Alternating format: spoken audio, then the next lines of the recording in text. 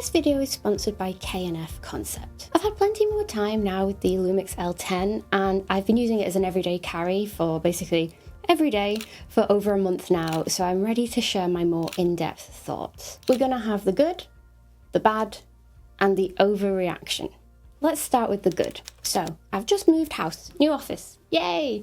And it was very short notice. It was like 6 days after I got back from Japan for the L10 launch, and it was very stressful. The reason I'm bringing this up is I had no computer because it was in a box. I had no interchangeable lenses because they were in a box. I had no way to edit and no desire to edit, but at the same time, I've lived in the old house for like 10 years and I wanted to document it and say goodbye and also document this new house that we're in now. And the only camera that I could stomach picking up was the L10. And the reason being is it was small enough that I could just sort of take around the houses with me, and I have Real Time LUT built in, so I didn't have to edit anything. All of these JPEGs are straight out of camera using my Streetwise LUT, which is free if you want to try it. And of course I didn't have to change the lens as well, so it just all worked out ideal. I'm glad that I took these photos. They're very personal to me, but I'm glad that I had a camera that I could do it with. And I'm so glad that I took the time to document this, even just for my own personal memories, and the L10 was the perfect camera to do it with. So if you are looking for an everyday carry camera where you don't have to faff about editing or faff about changing lenses, the battery is reliable, it's small enough to take with you, it ticks a lot of boxes. It is very, very, very good at its intended purpose, which is an everyday carry camera. I think a lot of camera YouTube sometimes gets bogged down with like, oh, but the L10's a terrible video camera, or the L10 is a terrible micro four thirds camera, or whatever, and it's like, it's not supposed to be any of those things. It's just supposed to be a premium everyday carry camera, and for that purpose, it is ideal. One feature I've used a ton is crop zoom. Now, if you don't know about crop zoom, it gives you the opportunity to punch into the JPEGs in camera, and it makes the already very versatile 24 to 75mm lens all the way up to 203 oddly specific millimeters. Now, of course, the more that you zoom in, the more crop is given, so the megapixel count gets smaller. But I think it's such a great feature, and I used it a ton in Japan, and particularly during this festival where I just wanted a bit more zoom to pick off what was going on. Now, you're not going to blow these zoomed in photos up and print them on your wall, probably. You know, some of them might end up like 8 megapixels at the extreme end. But for socials, and just to have a camera with you that's capable of doing that, I think it's well worth turning that feature on. You can also dictate how much of that feature you use as well. So if you only want to go up to like 100mm in crop zoom rather than all the way to 200, you can do that as well. And in Lightroom, it's really cool. It shows you the crop straight away, so you can remember exactly how you composed it. But then if you do want to revert back to the full RAW, you can just change the crop in the edit. Only on the RAW, of course, the JPEG, it's baked in.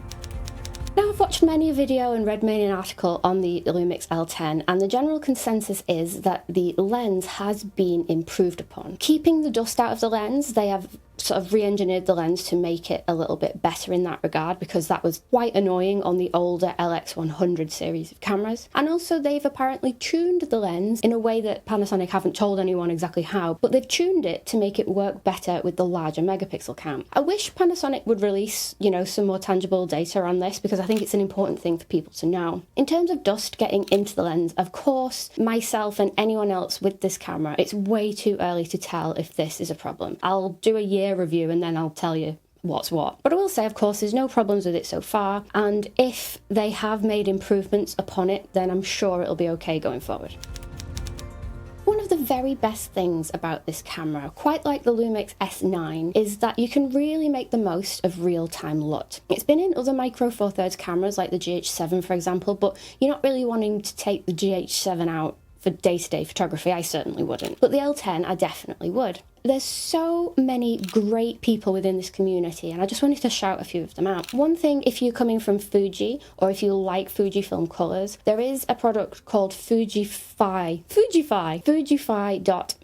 and they've basically turned all of the classic Fujifilm recipes and camera simulations and put them into Real Time LUT. So when I say Real Time LUT is by far the best way on the market to customise your JPEGs, I'm not lying. Like, it's better than Fujifilm. It'll do all of that and more. And Ross and his JPEGs is such a great person in the Lumix community. He brings out new custom JPEG Real Time LUTs. It's seemingly every week at the minute. They're all free to download on the Lumix Lab app as well, and I think some of his looks are superb. And to toot my own horn, my Streetwise one is also gorgeous, and it's in every single one of these photos that you're seeing in this video, and you can either download it for free on the Lumix Lab app or join my mailing list and get it for free, and then you can use it in Lightroom as well. So I cannot sing the praises of Real Time LUT enough.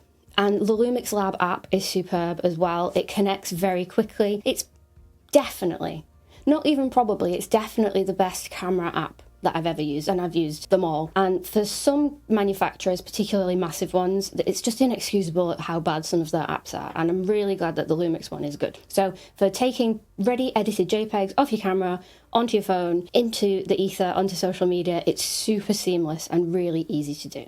A great companion for the Lumix L10 or other tiny cameras in general are K&F CONCEPT filters. I've got the Nano X series magnetic filters, and they come in a cute little case, and they're just incredible quality. I've used K&F filters for blooming years. In this set you have a mist filter, a CPL and an ND as well, and they just snap on and off really quickly on the front of your lens. I've always admired K&F CONCEPT for catering to tinier lenses, because often with accessory brands you'll get really premium, really big filters, and then they either just don't make little ones at all, or they're like more entry-level, less good filters. And K&F make really brilliant quality filters throughout the size of them, and the tiny ones are really nice. I personally love a mist filter, particularly in the city at night. It gives you this sort of effect and it just looks stunning. So if you'd like to give these filters a go for your tiny lenses, then check out K&F CONCEPT in the description. I've got all the links there. Thank you to them for sponsoring this video, and let's get back to the nerdiness. This one's a bit niche, but it's something that I really value in every camera that I use daily, and that's single-handed use. I hate an on and off switch on the left. I hate that, if you have to use two hands, sometimes if you're taking a quick candid moment on the streets, the moment's gone. The L10, literally everything can be used single-handed. And one really weird story about this is we was at a festival in Japan, and we were buying some food from one of the stalls, and I had my hands full of noodles, and I just really wanted to take some candid photos of the people that were working there and all the hustle and bustle. So I could hold my noodles in one hand and just snap away and change the zoom, turn the camera on and off, all one-handed, and I think that is worth its weight in gold. My OM3, which is my other favourite everyday carry camera, you can assign the on and off button to the right, so that can also be used single-handedly as well. Such a small thing, but when you start taking a camera out every single day, it's well important in my opinion. For this camera, I think the lens is the shining star of this setup, and I'll show you some comparisons to Micro Four Thirds later on in this video. I think it was always the best thing about the LX100 series, and it's continued to be here. You get a very small, very sharp, very bright, like a branded lens, basically almost pocketable. I know it's not quite as pocketable as the old LX100s, but it's still very portable indeed. And I think having the versatility is really good. You have a leaf shutter built into the lens, and it just feels snappy and modern and nice and quiet. Oh my goodness. I went back to the X106 for a day or two earlier on in the month, and the motor on that lens is so loud and so sluggish. It's night and day how much better the L10 lens is, in my opinion. And I really think, I don't often get to say this in a Lumix camera review, but I do think the L10 is very stylish indeed. I think function-wise, the leaf lens cap is brilliant, because I tend to just throw lens caps off and never think about them again. But I think style-wise, having a more traditional look with a lens cap is prettier. It's entirely up to you which one you use. I think the leaf lens shutter thingy is only available on the titanium one anyway. You have sort of, I think, magnesium alloy or aluminium at the top and the bottom, so it's nicely built. I think the textures are very interesting. I like that there's no logo that's sort of plastered everywhere. I think it's a gorgeous camera, and when I've been out and about doing my workshops recently, I've used this camera on those workshops, and it's always been a great conversation starter. This is a camera that you don't mind wearing as an accessory because it's actually quite stylish and lovely. And even though it makes the footprint a little bit bigger, I've really grown to love this small rig leather case for it. I have a leather case on my OM3 as well, and I really like the idea of like, these are my most used cameras. And over time, there'll be scratches and scuffs on the leather, and it'll really start to tell a story. And yeah, I'm excited to see how these cameras look in a couple of years. And then another thing that I love about the L10 is the video features are very good and very reliable. It's just not a camera that you want to walk and talk to because then it'll get a little bit bouncy. But you've got a mic input, you can use it for vlogging. I like to use it for sort of a video postcards for social media, so I can shoot in open gate and do a 4:3 video postcard, and I think they look really, really nice. It's not necessarily a video camera, but I like that those features are there if you want to use them. On to the negatives. I have collected many negatives in the last month, and here we go. The lens is quite slow to zoom at times, and even when you stick it on the highest setting in the menu, I do find that I'm spending so much of my time like waiting for the lens to sort of go where it wants to go. I actually found when I did a long street photography day that I was getting sore finger because I was pushing, like I'd turn the camera on and then it would zoom one way or the other, and I'd be pushing it as hard as it would go because I would like it to speed up. Yeah, you might get a callus on your index finger if you use this camera a lot. There are workarounds, but none of them are really perfect. You can set it to remember the focal length that you were on when you turn the camera off and on again, but that is only as relevant as if you need that focal length again. If you don't, you've just got the same problem. You might be starting off at the complete wrong end of the zoom spectrum and have the same problem but worse. And the step zoom feature. So you can assign the top buttons, the 1, 2, 3, as specific focal lengths. And when I first got this camera, this is why longer term reviews are really good.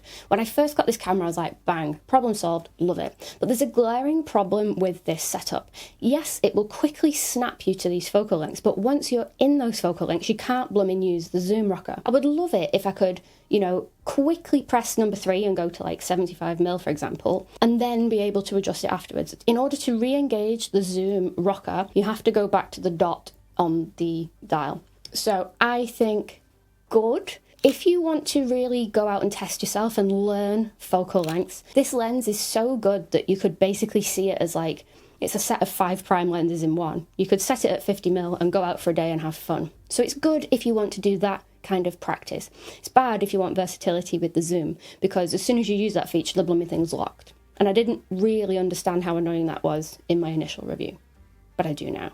So please change that in a firmware update if you can. And also please add 40mm in there, because like you've got 35 and 50, and I want 40. This is a very silly complaint and you can turn it off, so feel free to disregard me. But the good, you can now have a gold menu to match your gold camera, and it looks stunning. It's such like a nice little bit of finesse on Panasonic's part. And I wish they would do this in the S9, because I think there's like a dozen colour variants now. It's like, how cool would it be if you got the blue S9 and you had a blue menu? But I digress. The problem with the gold one, as gorgeous as it is, it kind of highlights the text in a way that if you are in a very bright sort of daylight kind of time, you can't quite read it properly. It's not the end of the world, and you can turn it back to the default setting of the normal menu style, but even though it is a little bit tricky to sort of decipher sometimes, I'm going to keep it because it's style over function for me right now. I think it looks really, really cool. So let's talk about the lack of IBIS. This is my biggest complaint with this camera, and honestly when we got the camera on the launch day, given the size of it, I just assumed flat out that it would have IBIS because it's a Panasonic camera, why wouldn't it? But yeah, it's a pain. Let me tell you a fun story. Recently I was doing a street photography workshop in Liverpool, and there's links in the description if anyone would like to join future ones. There's been new dates announced. They're super fun. And we were taking photographs of a model who was roller skating like under the Liver building, and we were going through panning techniques. So you'd follow the model, they would be in focus, the background would be blurry. One of my students, Elaine, she had a G9 II with her, and the stabilization, the IBIS in that camera is so astoundingly good that even though she was moving the camera, the background would stay perfectly sharp and the model would be blurred. It was like the camera was working against us, and the IBIS was that good that you couldn't do panning with it. So we had to turn the IBIS off in camera in order to get panning shots. So it's like, this feature is a flagship feature for Panasonic. They are renowned for IBIS, and also on the OM system side of Micro Four Thirds, if you consider the L10 to be in that ecosystem, they're also amazing for IBIS as well. So it's so annoying that it isn't in this camera. And you do have e-stabilization, but in my experience so far with this camera, the e-stabilization is just not nuanced enough. I'm hoping with a firmware update, the magical firmware fairies, please help. I'm hoping with a firmware update that they'll be able to tweak and make the e-stabilization a little bit more extreme. I wouldn't mind being able to have a punch in if it meant that I could walk with the camera a little bit more. So the lens stabilization, you can get sort of moderate handheld long exposures. Like I got some daytime long exposures of traffic, but we're talking maybe, I don't know, maybe 30th of a second or something. I'll put the metadata on screen. Any less than that and you will get motion blur in the scene. So I'm annoyed that there's no IBIS. For everyday use, it's not the end of the world. It's just if you want to do more kitschy, interesting things like light trails and daytime long exposures, that's when it'll be annoying. And also if you want to let more light in at night as well, because that's what I do with Micro Four Thirds. You know, if you do a 1 second exposure at night, you'll get a really low ISO and it'll look lovely. But there is a moderate double standard here. I mean, the Fujifilm X100 series of cameras had no lens stabilization and no IBIS all the way up to the 6. And the lack of these features didn't stop the X100 V for being the most sold camera for like 2 years straight. So it's not ideal. I wish it was there. It's not the end of the world and it doesn't stop it from being a good camera. Now it's time for my favourite subject, overreaction. So I've been looking at forum posts, I've been looking in comment sections, and these are the topics that seem to make people very angry, and I think it's perhaps unfounded. First of all, the crop on the sensor. This is a 4/3 sensor with a crop, so the lens covers the entire sensor. You get 81% coverage of the GH7 sensor, which is the best Micro Four Thirds sensor ever made. So yes, it's not 100% coverage like you would get on a GH7, but it's 81%. It's not too shabby. The way that people have been talking about the crop is like basically the sensor in the L10's like the size of a pinhead, and it's just blooming not. It's so almost like a full Micro Four Thirds sensor. You're still going to get good low light performance, you're still going to get all the benefits of that sensor, you've just punched in a little bit on it. It doesn't matter too much and it's not the end of the world. And what do you get in exchange for that crop? Well, you get a 24 to 75mm Leica branded lens, which is f1.7 to 2.8, and it's like that big when it's shut. There is nothing in the Micro Four Thirds ecosystem that even comes close to this, and let me show you. First of all, you have the Lumix 12 to 35 f2.8 constant, so it's not 1.7, so it's not as good at that end, and it's huge. It's chunky, you know, it's big. The other ones you could think of is like the Lumix Leica 12 to 60, but that's f2.8 to f4. And again, much bigger. Yes, it's Leica branded, but it's bigger and it's slower. The only one in the Micro Four Thirds ecosystem that even comes close to this with the 1.7 aperture is the Lumix Leica 10 to 25, the f1.7 constant, sometimes called the twins. They are effing huge, right? The weight of them is 180 grams more than the entire L10 camera. So it's bigger and heavier than the L10, this lens, and it's the same price as the L10. Yes, you get an 81% crop on the sensor, but the payoff is you get an incredible lens that is tiny, really sharp, really cool, and literally doesn't exist in the Micro Four Thirds ecosystem. So see it as a feature, not a bug. I think the lens is really, really impressive. Lack of weather sealing. Yes, it's not weather sealed, and I'm annoyed by that. I love a weather sealed camera, but how many everyday carry cameras are actually weather sealed? Let me empty my camera shelf and have a look, shall we? Not weather sealed, not weather sealed, definitely not weather sealed. The OM3 is weather sealed with the right lens. The Fujifilm X100 is not a weather sealed camera without an accessory. It grinds my gears that everyone says it is. You need to put an official adapter on the lens to make it weather sealed and put a filter on the front. The L10 isn't weather sealed, but the vast majority of everyday carry cameras, from the Ricos to all the other classics, aren't either. And I feel like it's very annoying that the L10 gets criticised so heavily for this, but none of the others do.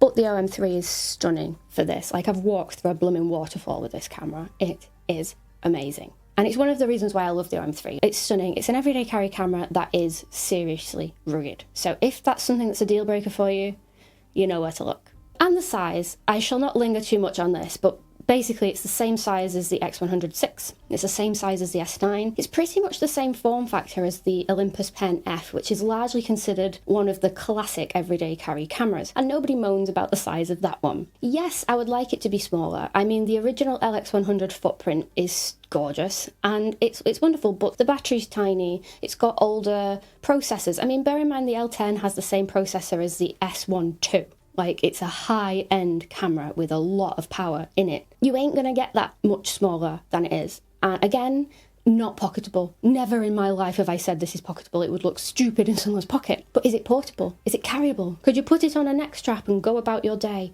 Absolutely, it's 508 blooming grams. If you can't pick this up, there's something wrong. I would love more than anything to have like a GM5 Mark II or a GX85 Mark II. Of course I would. But in the interim, this is more than portable enough and a wonderful everyday carry option. And I think personally, the size debate has been blown way out of proportion. But that's just me. I live and breathe this stuff. Let me know in the comments if I'm wrong. So let me know what you think about the L10. Is it everything you wanted, or is there too much missing for you to really jump on board? And watch this video next. If the L10 isn't for you, I've done my top 10 tiny cameras of the year. And there's some really good options in there.